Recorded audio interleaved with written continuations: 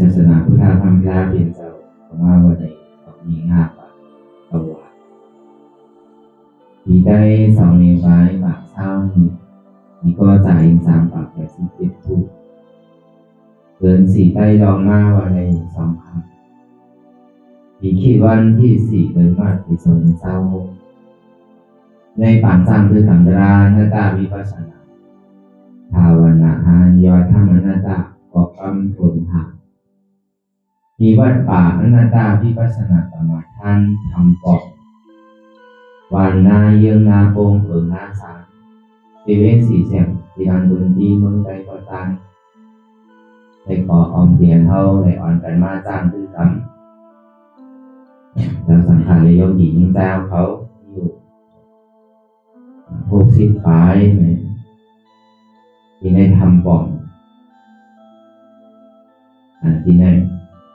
พอเป็นเขายามที่กันเท่าที่ในอ่อนกันยามตั้งเขาสู้นี่ปันเขายามต่างวัน1 โมงถึง3 โมง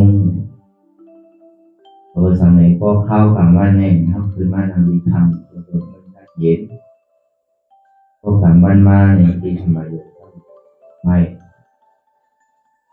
พวกกลางวันเนี่ยก็เข้ามาเอาพาที่ทำพากันทานเย็นมันดิ่งในยินเสียงอุ่นเสียงมองอัตลางพอดีเขาว่าดี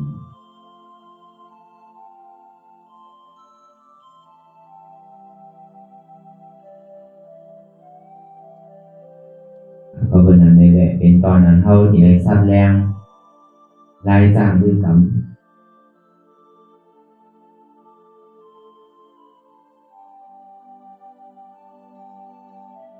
เสียงดังจากที่ออกพ้นต้องตั้งเกิดเท่าเป็นตายคนนั้นแหละ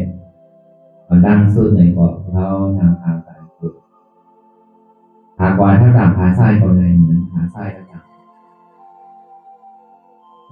มือ2 อ่อนต่างไว้เหนือตัก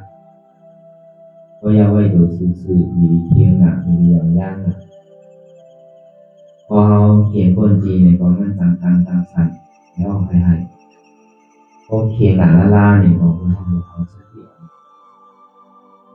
ในบ่อหย่อนตัวหย่อนใจงานในบ่อทำใครรับใครนอนแต่ว่าเส้นตั้งสายกลางในอ่างเพียงก้นอ่างแบบย่านก้นเส้นตั้งสายกลางไม่เป็นเส้นตั้งสามเป็นเส้นตั้งของปีเนี่ยเดี๋ยวเอายางปีอ่อนหัวทุ่นหนักตั้งแต่ห้องน้ำรับตาก่อย่าเนี่ยอะไรก็ย่าที่มันพูดบอกกับคนเก่งมากเดี๋ยวอย่างปีลองตั้งหันหมันเนี่ยเลยลองตั้งในเดือนที่เกิดการบอกเป็นปีพอปีอ่อนหัวในที่ดีพอสติอ่อนหัวในหันมันทำมันกับตัวทำบนtôi gọi xin là hành gọi gì có buồn nhiều sắm hành mà có hành nhiều sắm buồn gì là có buồn nhiều tôi cả sắm hành họ ảo sẽ đi ổn hổ hành nhiềuมันมาnày sắm buồn họ ảo ra biển giáo họ đẹp nương ở sự gì này rồi ra biển giáo họ tự biển ở ông giáo mà si thạch hànhมันจะออกต้นหักออกเถิดออกปากปลายวันปลายเมืองพอเบอร์เป็นดูคนหอค่ำในข้าวดังถึง7 วันก่อนจะได้ทางวันเขามาในศาสนาในก็จะได้เป็นคนสักวันที่อุกดังขุนดังมุตังเสียงได้ที่เป็นหมออุกเป็นคนเพื่อไปถึงข้าวถึงย่ามปลาหมีเตรียมทนมาเย่าในนี้มันเจ้าถึงที่ออกเถิดออกปากก่อนนั้นตั้งเรียนออกเถิดออกปากนั่นเป็นข้อของใครเขาอย่างพ่อมาหนักเลยเอาเปลี่ยนก้อนนั้นก้อนนั้นเนี่ยมันจะว่าแบบเห็นหัวเอาตีเสียสมาหากายาเซอุตกายาเซทำไมก็แบบเห็นหัวเอาในปิญญาตั้งหมออภิญญาสีได้ฌานสีเห็นหัวพาพวก7 วันเนี่ยบอกพวกหมอ เรามันจะมาวนท่าสางด้วยอันนี้มันเปลี่ยนตามคนทุกขาตรงไหนมันก็เย็นตัวแก้ตัวเขาพอมาเนี่ยมันแสบเหมือนทุกแต่ไรเฮือนอยู่ทุกแต่ไรเมียอยู่ทุกแต่ไรดูอยู่ทุกแต่ไรวานเมืองอยู่ทุกแต่ไรปอเมยอยู่ใจเป็นตั้งคนมันจะถึงย้อนความเนี่ยมีทางหน้าแฉชมาอันบอสังสอนแคมเลยนะครับนี่กว่าถ้าใครอยากเชื่อเลยระบบเบอร์กว่าถ้าใครอยากเชื่อที่ทำบอกการเขาเจ้าบ้านอะไรหมดตั้งหูตั้งหมดhọ gotถึงที่นี้สัญญาณสัญญาเยตนานพอมาวนท่าตัวเองเนี่ยมันเข้ากับเดียวกันก็อย่าพอมาออกมาเนี่ยสื่อไปก็ยังเกิดอยู่คุกอะไรเพื่อนคุกอะไรดูคุกอะไรนี่คุกอะไรวันเมืองอยู่ตอนนั้นเนี่ยมาวนท่าสางตัวเนี่ยใจไม่ตั้งมันก็จะมีย้อนขว้างอะไรเนี่ยกว่าเห็นเอาไว้ทำนี่เอาอาหารป่วยเนี่ยnhà ta một đăng món này mất tiền cả nhau từ trên đây là ông gọi là nóเป็นtrả đi nàyใจแต่ดาวเนี่ยถ้าที่คนทุกข้าเนี่ยที่คนทุกข้าเองก็เบอร์เป็นทุกคนนองข้ามเนี่ยนางเลยทุกข้าดีเกิดนางเลยที่หันทุกข้าดีงามนั่นเขาเทียนจานด้วยดีท่านเป็นทุกคนนองข้ามเนี่ยอยากออกเงินออกปากว่าตั้งไหนมาตั้งไหนเนี่ยกี่จ้างกี่มากคนใจเฉย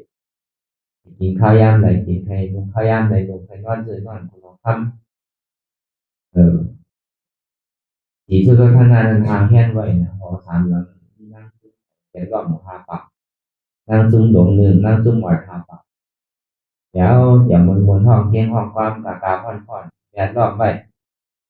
มีอยู่หอสามหลังหนึ่งก็เข้ากันกว่าอยู่สำคัญหลังหนึ่งก็เข้าคนกว่าอยู่คนโพหลังหนึ่งก็เข้าไม่กับอยู่ซ้ำไม่ในคุณเอาคำขึงบอกกันเลยมันดิ่มมีใสให้ออกนะก็ว่าพอถึงกินข้าวข้าวยามันมาเนี่ยมันเปรียบกันก็สิด้านนี้ก็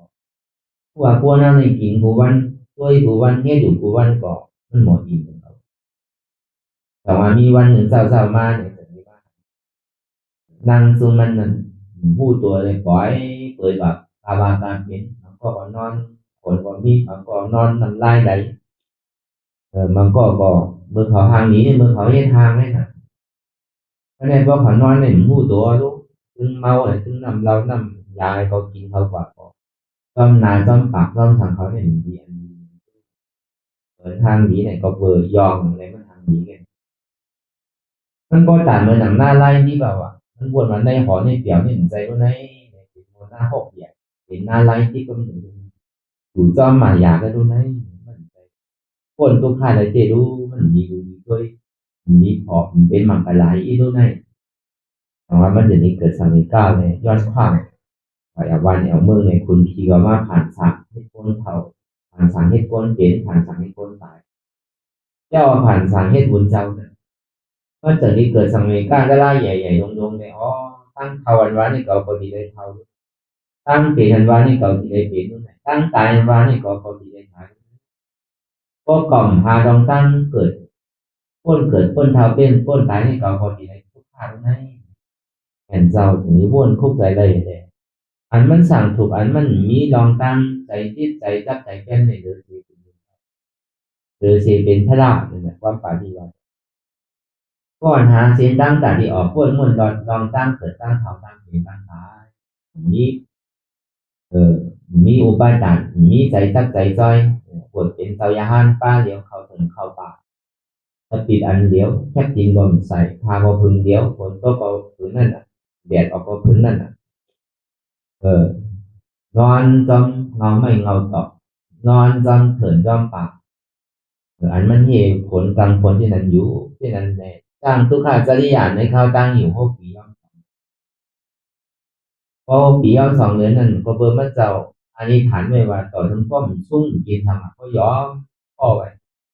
ตั้งคัดใจในบทนั้นนั้นของบอกว่าดีใหญ่ตั้งหลังเนี่ยก็มาคอยตั้งนาลองคือที่ผมตั้งวาง ก็ในมันเจ้าถึงนี้มาวนว่าก็นำกาดันว่าเนี่ยเพิ่นเฮ็ดมือหนังเก่าเนี่ยมันเดียวอาชานนี่ก็ใจหาทานมือหนังเก่าเนี่ยในรอบการในยืมว่ามีสมามันเป็นตารางเตี้ยตารางหมันตารางเจ็ดเตี้ยในสิ่ง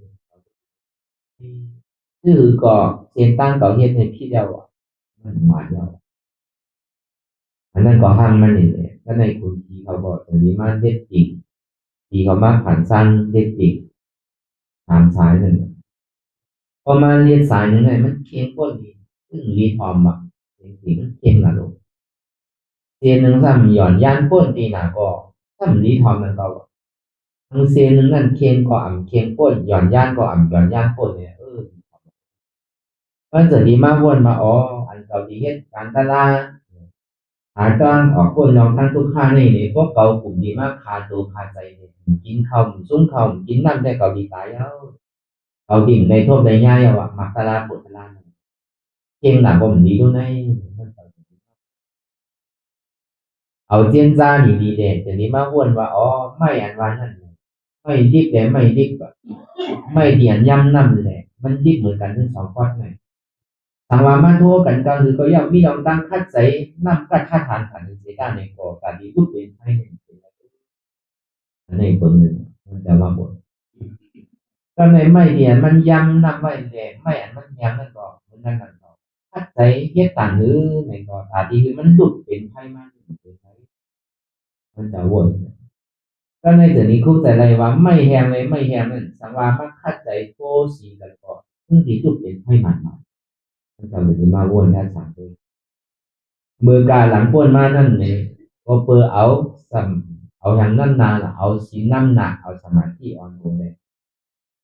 ก็เปิดเอาศีลหน้าน้ำนายเนี่ยสมาธิอ่อนโยกว่าเนี่ยก็เปิดไม่ย้ำเนี่ยไม่ย้ำนั่นน่ะไอ้พวกคือก็ตึงเป็นไฟไหลเอาศีลในสมาธิมัน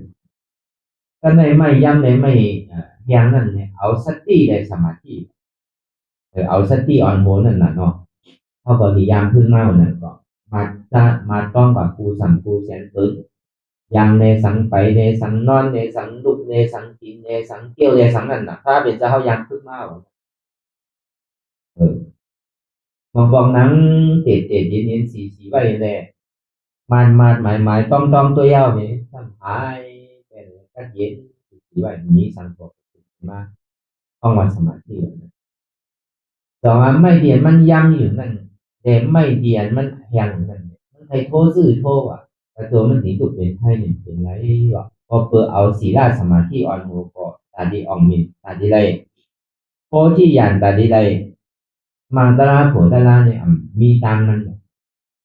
เอาสติในสมาธิก็เหมือนนั้นนั่นเขาตาดีไรมังตราผลตราเนี่ยก็มีว่าเช่นตังก็เบอร์ว่ามันเป็นของขึ้นลงกำเพามันเป็นเส้นทางเก่าเตียนเป็นยังให้มาหน้าเขาเลยสักเราอยากเสียหันเขาที่อันเป็นนอกต่างศาสนาในเป็นเหตุคุณตาดีเป็นสามเป็นเครื่องมือเป็นใบเป็นเครื่องมือของโลกกำพร้าเอาเลยมันเจ้าถึงนี้มาวนว่าเดี๋ยวเอาไม่แหงเลยไม่แหงโอ้กันนะตอนที่ต้นแปลเสียงที่อันตั้งหูตั้งหมอเจ้าเขาได้เห็นมาเอาที่อะไรเสียอุตตาอยากเสียเอาอยากนำแปลเสียงก็เอาอยากนำแปลเสียงเอาปอกขึ้นมาถ้าปอกขึ้นมาสูงถึงขึ้นทางเงินแรงตัวเจ้าเก่าในที่มีบาปมีแฮมเหมือนนั่งสุดจะดอกที่ไรกับย่องคือต้องไว้ที่ตนไม่ยอมนั่นว่าแต่ว่าใครดูใจในสิ่งค่าที่ไรมากกับซ่อมมาดูนำอยากกู้เขาอยากกู้เลยกูวันเนี่ยมันมีอธิษฐานไม่ใช่แต่ในวันหนึ่งมาเนี่ยมันซ้ำใดดูใจเองพอเบอร์นั้นแหละมันก็ถึงนี้คือเอาฟอกคำนั่นฟอกไม่เป็นคำก่อนอ่ะเป็นต้องก่อนจะเป็นคำเจ็ดแจ้งก่อนปันก้นดูจางมันเนี่ยเมื่อเอาเมื่อปากปันเนี่ยไปจนไม่หย่องแรงเนี่ยพักที่ไหวมนเนี่ยพอก่อนไตถวายเนี่ยไม่พอที่หย่องเนี่ยไม่พอที่เนี่ยมันเป็นที่อันซาเป็นเจ้ากูสุดที่ใดถ้าปัญญูตันอย่างเป็นห้องพอที่เวลามันปอกอะไรที่ไม่นำอริยไม่ไก่นั่นเนี่ยก็อะไรที่ต้นไม่โบนักนั้นก็ต้นไม่กั้มก่อนั่นถ้าในปฏิห้องว่ากั้มก่อ แต่ว่ามันหอมสมันคือกับว่าดังเมืองไทยนี่เขาว่าโหนักกว่าต้นไม้กำกอดต้นไม้โหนักแต่นั่นก็ห้องพ่อที่นั่นก็อ่ะเพราะสูตรตั้งนานมากกว่าบางทีห้องต้นไม้พ่อที่นั่นก็อะไรพ่อที่หยาดเนี่ยคือห้องพ่อที่ก็ได้ว่าเป็นนั้นมาเย้าในก็กูวันเดียมันมาส่งก็มันหายีบอกว่ายีต้นไอ้ไม่หยองนั่นมันสามารถหาหยองในคนทับจางมันแล้วในขุนที่เขามาเปลี่ยนเนี่ยรุ่นไหนมันคนเรียนกับห้องเมเรียนมันมาว่ามือเดียวในผีไปจนไม่หยองมาเปลี่ยนเนี่ยเอานี่มาเลยเมเรียนเขาเนี่ยมาจอมในห้องเมื่อไวเนี่ยย่านในตัวเสร็จเนี่ยกูบอกได้ขับไปบอกว่าก็ในเขามากาไปเลยเราใจที่ท่าเนี่ยก็หรือดีซุ่มกินนั่นเออ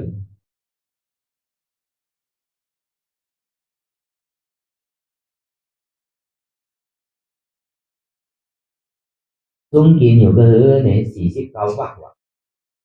แต่ว่าเขาอยากพูดเหมือนเขาเฮ็ดกันเนี่ยเอาข้าวเหนียวมาเฮ็ดเป็นความเป็นกันพูดเนี่ยมันเอาข้าวใหญ่ต้มจอมน้ำนมโบป้านน้ำอะเขาอยากพูดเนี่ยเอาข้าวใหญ่ต้มจอมน้ำนมโบก็ไหลเอาก้นกันได้เข้ากันได้เอาเนี่ยก็เอามาใส่ในก๊อกคำอย่างเนี่ยเอากาปันหน่อร่องเท้าเขาหน่อร่องเท้าเขาก็สุ่งกินอยู่49 บาทดังนั้นในพอดีมันใจที่เตี้ยมาตัวเจ้าเขาเนี่ยที่ได้เป็นผู้ที่อย่างที่ได้เป็นพระราชาหนึ่งสูงมันในสิ่งที่นี่ลองตั้งอธิษฐานว่าเพราะว่าซุ่มเย้าเนี่ยก็มันก็ย้อนอันนี้ก็คำในปันเท่านั้นนั่นสุดแต่ละเขาก็เท้าเขาอยู่กันมั่วๆเอาทางแสนคุณเที่ยวเขาก็ถามว่าเป็นคุณเที่ยวนะเนาะผมต้นไม่เขาให้โดดซื้อก็เขาเฮ็ดกว่าเรามันเจ้าสันติเมื่อในผังนำไม่เลยอธิษฐานทั้งว่าเขาที่ได้เป็นพระรามันในก็คำในอย่างที่มันไหลลองต้องนะไหลขึ้นในเพราะว่ามันอธิษฐานที่นั้นอย่างหนึ่งก็เอาก็คำสติคำมันนั้นเอาวางลงในแผ่นเมนนั่นนั่นในก็ไหลขึ้นกันเดียวก็คำนั้นไหลขึ้นกว่าเขาก็จมลงในการซ่อนสติคำมันช้างดูกันดีอยู่ในเมืองหนักการนั้นซ่อนอยู่เป็นสีลูกว่ามันช้างดูไม่เป็นช้างเหมือนหนังพระราเป็นเจ้า ถ้าผู้สันก็นากันก็สบายนั่นนะอันนี้ก็สุดต้องเหมือนในหนังครับเพราะว่าการซ่อนก็เป็นสีลูกอ่อนคุณนาก้าอันนี้ไปสปีดนั่นเนี่ยจะดีอ๋อพระราเป็นตาก็มาทางสีเดียวเนาะคุณนาก้าก็ทำขึ้นสื่อนอนกว่านั้นก็เป็นนั้นเนี่ยมันใจเอาหนาว่าจะได้เป็นพระรามันมาเพราะว่ามันมาปอกซุ้งกินขึ้นยาวเลยมันจะว่ากี่หาเจ้านั่นอันที่เป็นเจ้ายาเชอันมาเฮ็ดต้อมีอวิจารเนี่ยแต่มาลุมล้างชิตาทานนั่นเนี่ยก็เขาก็มันคือเรา ที่ท่ากุมารในเนี่ยเนาะเราใจที่ท่าเนี่ยมันบอกขึ้นมาทรงถึงยามันมีตั้งคัดใจเป็นไรอ่ะพระราเนี่ยเขาก็อ้อนกันหาทั้งไปทั้งมาคือมันก็เหลียวอ่ะมันก็คัดใจเลยถึงคำขึ้นมาเนี่ยก็ไรนี้มีตั้งนะอันนี้เขาก็สื่อไปก่อนนี่ก็มันแต่รู้คำไหนสื่อก็ถึงสิได้เป็นพระรามันเย้าในเนี่ยมันจะบอกก็มาเย้าเนี่ยยังสื่อมาถึงมีตัวที่อยากนะ คือที่เอายาฆ่านั่นน่ะอันเท่าเอากับป่าเฮ็ดฆ่ากันนั่นน่ะที่มอก3 กำอ่ะเพราะป่าเนี่ยมันมาอยู่กันมันอันนี้อยู่กันเจ้าเฮาเนี่ยมันก็เอาอะไรก็ข่อยมันอันที่นาเฮานั่นน่ะข่อยม้วนๆเนี่ยเป็นใกล้เฮ็ดดูดูทั้งในเด่นหัวเห็นเม่นหัวทั้งเมืองเฮาเนี่ยก็ดอกเฮ้ยเป็นเกณฑ์แล้วเขามาเฮ็ดเป็นที่นางอ่ะเอาเฮ็ดเป็นที่นางบุญเจ้าเขาเพราะเพิ่นตั้งบุญเจ้ามาเนี่ยเขาดีข่อยม้วนๆไว้เลยเฮ็ดเป็นที่นาง ก็เป็นนั้นมากเนี่ยก็เพราะมันขวยอย่างเนี่ยก็เอาว่างไว้ดีตัวนึงเราไม่พอที่เพราะว่าเท่าที่ไหวมวนเนี่ยก็เอาว่างลงยาวในตั้งสตาที่หันในวันเหมือนในกว่าเหมือนมันจะดีฐานในมันเป็นเมื่อเดือน 6ใหม่14 คำก็อธิษฐานเนี่ยในก็ในวันเหมือนในกว่าในก็มีนางตะลาดีไงอ่ะนี่นั่งมหาบรินทร์ คนนางมหาบาลีเนี่ยในตั้งสัจจะอธิษฐานในวันเหมือนในคือเขาอยากตึงติ่มเอ็นอันตุกว่าเทียนมันตั้งสัจจะอธิษฐานว่านางใครดอกก็มันดอกเนื้อใครเสียงก็ปล่อยมันเสียงเอ็นใครขาดก็ปล่อยมันขาดดุใครหักก็ปล่อยมันหักเลือดใครแหงก็ปล่อยมันแหงตีตายก็เติ้งมันแหละก็อะไรเพราะที่อย่างนั้นว่าเนี่ยตึงติ่มดุตินายาตั้งสัจจะ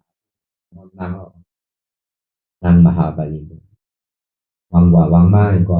ผู้ใดเดียนยามเอาสติอ่อนหัวเอาสมาธิอ่อนหัวเอาสิ่งที่น่าอ่อนหัวก็บางพาไปจริงๆก็ในมันจะมีคู่ใจลายเมืองตึ้งเรียกอ่อนนั่นเมืองข้าวยำเมือง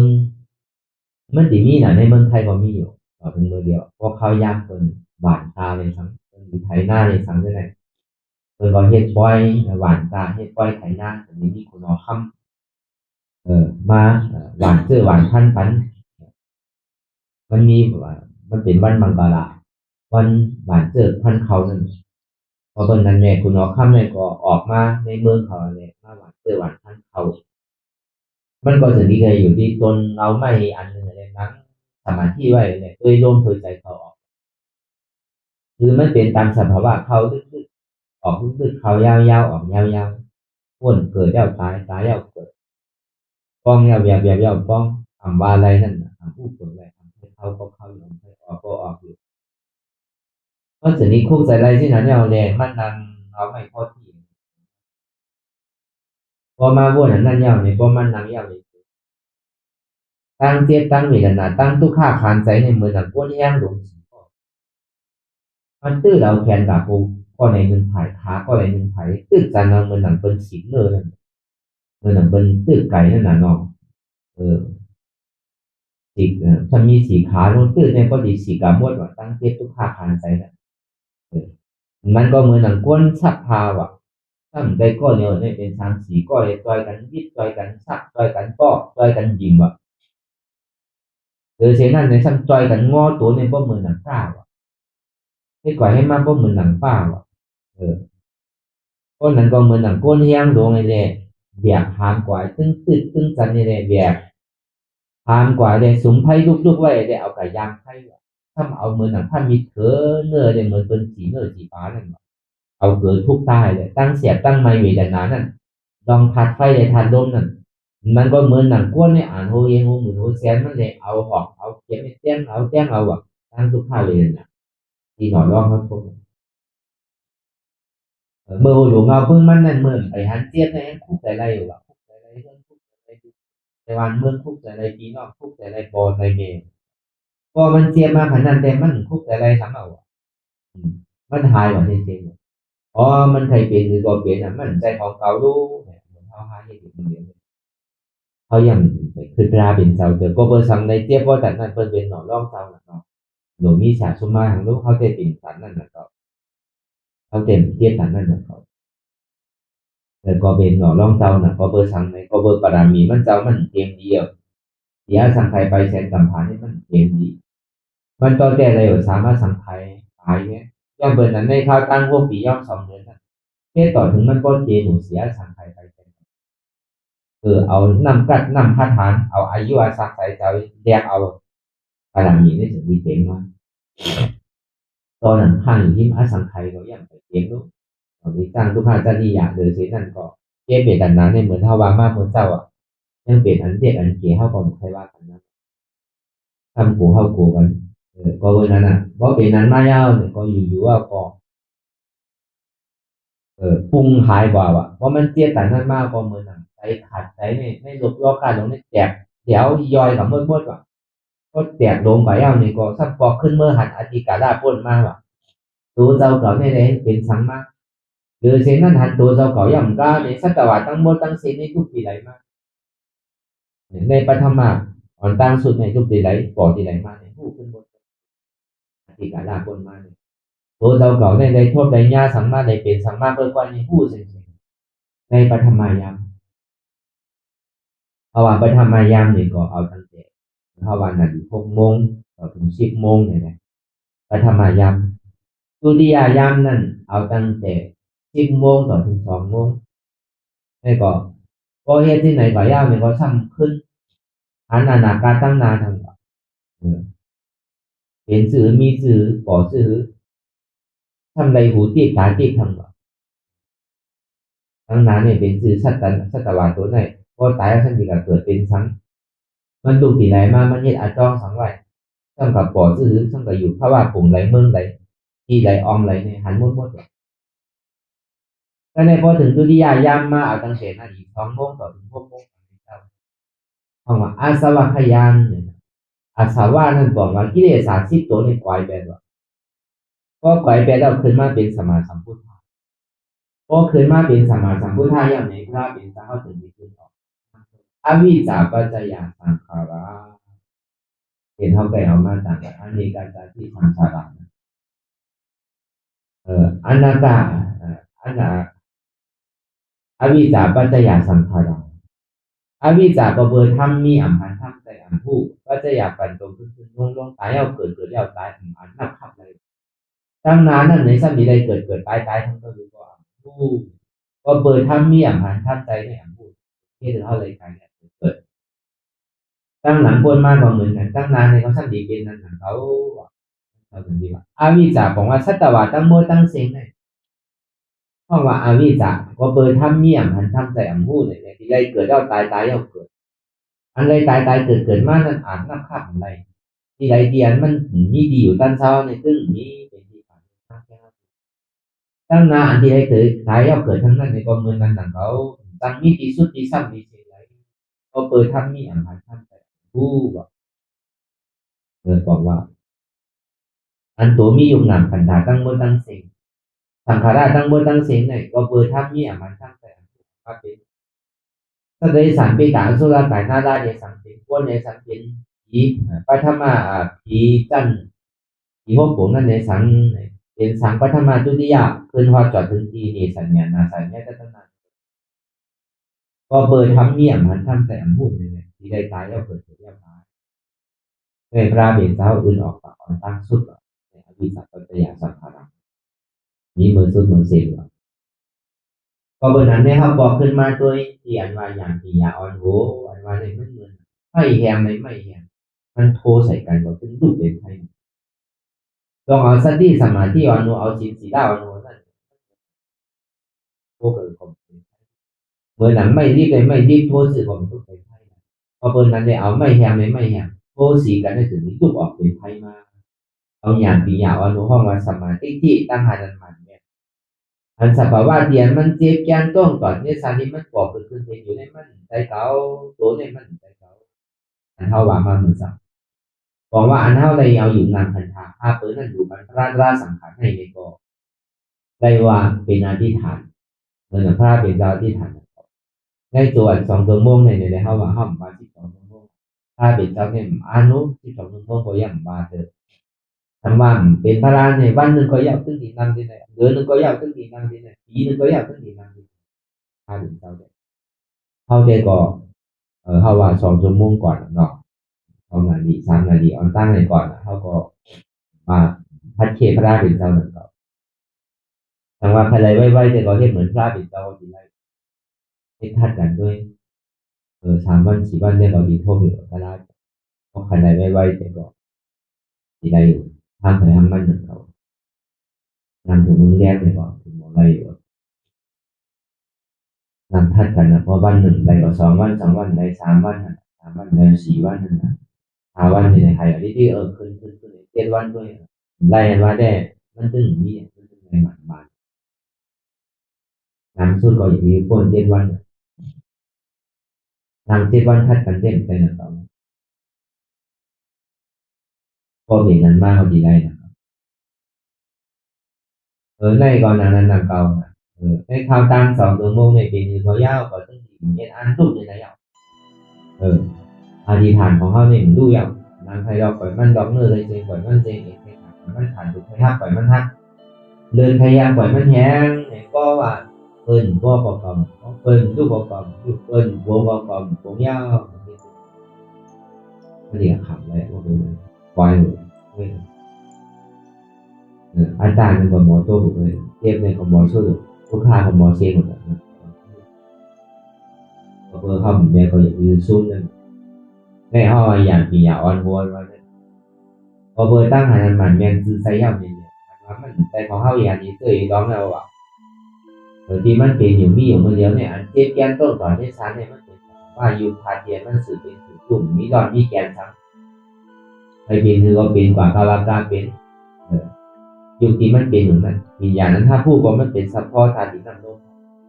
เวทนาเดียนห้ามห้องเอานั่นนี่ก็เป็นอยู่อันหมอปล่อยภาวะในกูเจอกูเรานั่นเอาสมาธิที่สองหาตัวตัวเด็กที่บทต่อไปที่พูดถึงมีแกนมาหนึ่งก่อน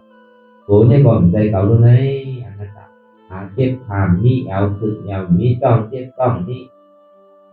ควรเจ็บควรมีหัวใครหัวมีใจเจ็บใจมีเขาเจ็บเขามีเจ็บในเป็นเขาเจ็บในก่อนใจเขาอันนั้นพอมันวางมีหัวมีขามีมือแกนเลยเป็นตัวอันจ้องสุขามเป็นอันมีหัวมีขามีมือมีตัวมีใจมีเจ็บนั่นเป็นอันนั้นต่างถ้าเป็นเจ้าเขาบอกหาเช่นไรอย่างมันใจของเราอย่างนี้เท่เราเคยหมายเราเติมมันเคยพูดเราเติมมันเคยขายเราเติมมันตัวเราเนี่ยมันใจของเขาเท่ใครก็ไม่บอกมันใจของเขาเท่เขาจุ้นแต่จริงๆมันขายบอกไม่หักบอกก่อนหักบอกก่อนมันใจของเขาอย่างนี้เท่เราเอาหักแต่เพื่อกับลาเป็นเจ้าอันวันเนี่ยมันเหมือนเขามันเติมกันในปฏิจจสมุปบาทมันออกที่ใดก็ไรวัดลาเป็นเจ้าเขาเนี่ยมันไรที่ได้ออกมีทุกข้าเวทนาเนี่ยในการเกตนาในเวทนาเนี่ยเขาจะได้เป็นนิทัศนาเลยพอเบอร์มันสวงเบิกเดินเสียงบนเสื้อมันเกิดอันบนเสียงเสื้อเนี่ยก็ห้ามเอาลองตั้งทุกข้ามาต่อตึกใส่ย่อมห้ามลองตั้งทุกข้าเลยมันตึกซอขาพอเบอร์นั้นเนี่ยก็ห้ามขามทุกข้าขามเจ็บอะไรเนี่ยเขาย่อมห้ามเจ็บอะไรเนี่ยอันหาสนาเนี่ย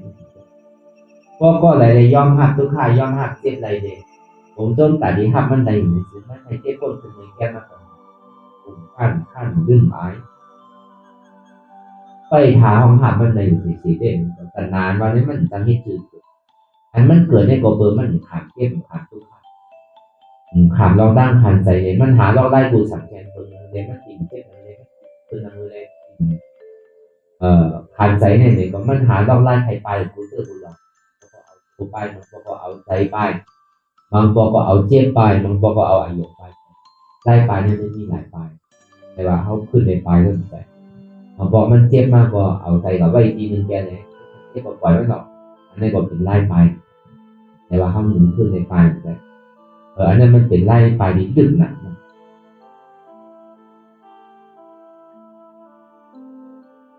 แล้วก็เพราะนั้นสมาธิที่ตั้งทำมีหันสมาสังกัปปะทำใจหูเงินถ้าเป็นเจ้าว่าอามีจากก็จะอยากก็เบอร์ทำมีอ่ำพันทำใจอ่ำหูนั่นทำมีพันว่า